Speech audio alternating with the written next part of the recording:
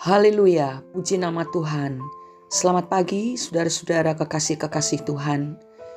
Hari ini Senin 1 Mei 2023, kita diberi kesempatan lagi untuk bersama-sama menerima makanan rohani lewat renungan yang berjudul Menolong Tanpa Pamrih.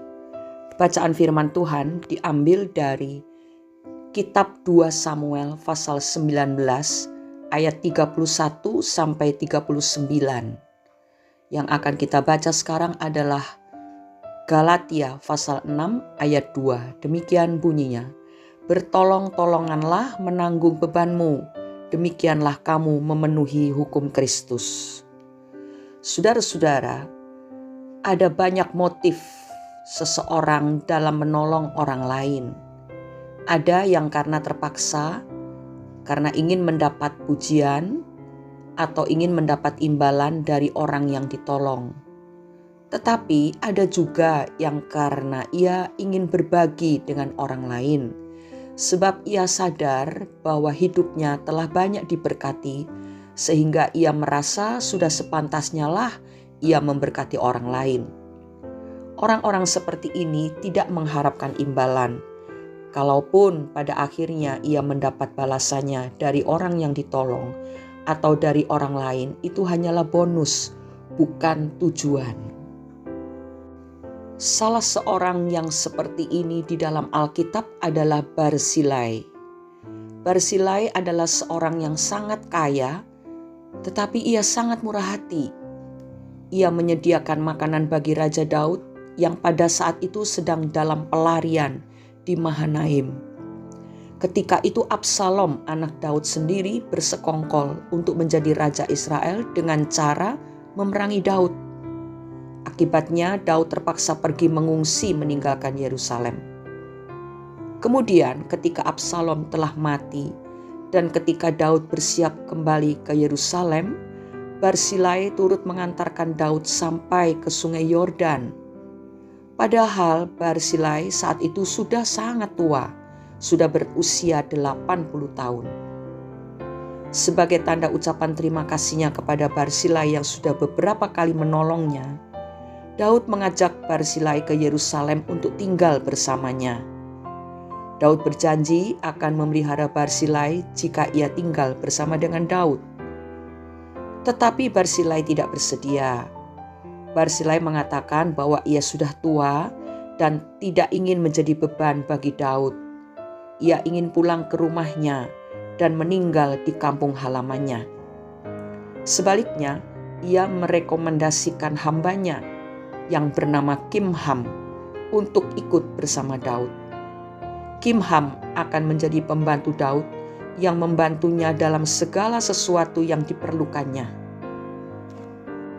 Padahal sebenarnya itulah kesempatan bagi Barzilai untuk menuai apa yang dia tabur selama ini kepada Daud dan kesempatan baginya untuk hidup lebih bahagia dan terhormat.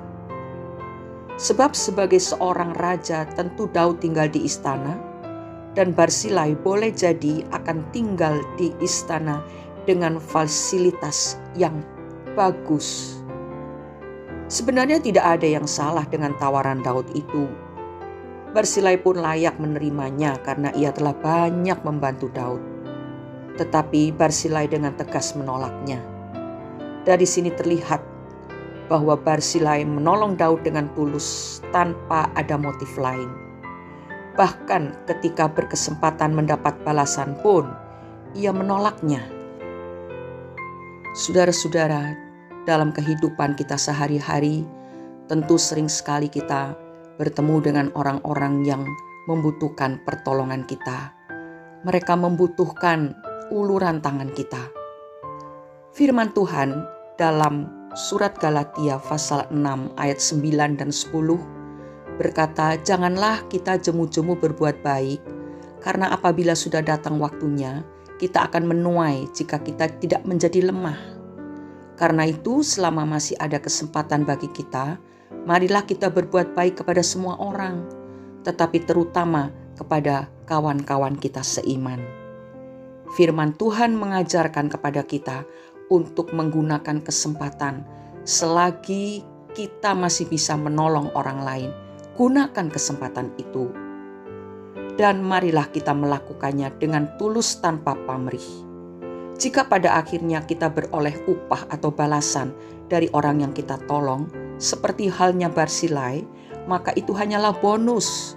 Itu bukan tujuan kita waktu kita menolong mereka. Dan seandainya orang yang kita tolong tidak membalas kebaikan kita tetap beroleh balasannya dari Bapa di surga. Karena itu marilah, jangan takut dan ragu untuk menolong orang lain selama kita mampu untuk melakukannya. Pertolongan-pertolongan yang kita berikan kepada orang lain bukan hanya semata-mata soal uang, soal harta. Tetapi ada banyak di antara mereka yang membutuhkan pertolongan dalam hal mengenalkan mereka kepada Yesus Kristus, Sang Juru Selamat. Pertolongan untuk memberikan semangat bagi mereka yang sudah kehilangan semangat hidupnya. Menghibur, memberikan nasihat-nasihat agar mereka bangkit dari keterpurukan, dari perasaan-perasaan yang menekan jiwa mereka. Biarlah selama masih ada kesempatan, kita gunakan supaya hidup kita ini bermanfaat bagi orang lain. Dan dengan demikian, nama Tuhan dipermuliakan. Mari kita berdoa. Bapa Surgawi, pagi hari ini kami datang mengucap syukur karena kasih-Mu, karena kesetiaan dan rahmat-Mu yang selalu baru dalam kehidupan kami setiap hari. Terima kasih karena pagi hari ini Engkau mengajari kami supaya kami benar-benar menjadi contoh kesaksian yang baik bagi Tuhan selama kami masih dapat kesempatan untuk hidup di dunia ini. Berikanlah kepada kami hati yang penuh kasih sehingga kami mau menolong sesama kami tanpa pamrih. Karena kami tahu bila kami melakukannya dengan tulus hati, itu akan berkenan dan menyenangkan hati Tuhan. Terima kasih Bapa untuk pertolongan dan berkat yang Kau berikan kepada kami melalui orang lain. Engkau memberkati mereka yang sudah pernah menolong kami, dan kami pun mau menjadi orang yang menolong sebagai kepanjangan tangan Tuhan untuk mereka yang butuh uluran tangan. Terima kasih Bapa di surga. Inilah hidup kami, silahkan Engkau pakai kami seturut kehendak-Mu. Di dalam nama Tuhan Yesus Kristus, kami sudah berdoa dan mengucap syukur. Amin. Apa yang kita tabur dengan tulus hati tanpa pamrih tidak akan sia-sia, karena kita pasti mendapat balasannya dari Tuhan. Selamat beraktivitas sepanjang hari ini, saudara-saudara. Ada banyak kesempatan yang bisa kita gunakan untuk berbuat baik tanpa pamrih. Biarlah nama Tuhan dipermuliakan dan berkat Tuhan dicurahkan atas kita semua. Amin.